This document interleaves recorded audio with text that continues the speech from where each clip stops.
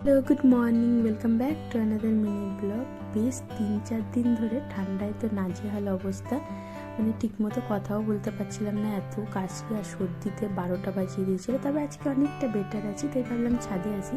এসে দেখলাম বেশ কিছু সবজি হয়েছে, তো দেখে মন ভালো হয়ে যায় জানো তো। কিছু সবজি তুলে নিলাম, না তুললে তো খারাপ হয়ে যাবে, তো ওইটা না করে তাই জন্য সবজিটা তুলে ঝটপট নিচে এসে একটু বাদাম আর জল নিয়ে বসলাম। ঘরের কাজ কমপ্লিট করলাম, ডাইরেক্ট অফিসে গিয়ে একদম লাঞ্চ টাইমে দেখা করলাম। আজকে প্রথমবার আমি কাবলি ছোলার এই চাটটা বানিয়ে নিয়ে এসেছিলাম। সত্যি কথা বলতে আমার খুব একটা ভালো লাগেনি, এর থেকে ওই কালো চানা যেটা বলে সেটা দিয়ে বেশি টেস্টি লাগে।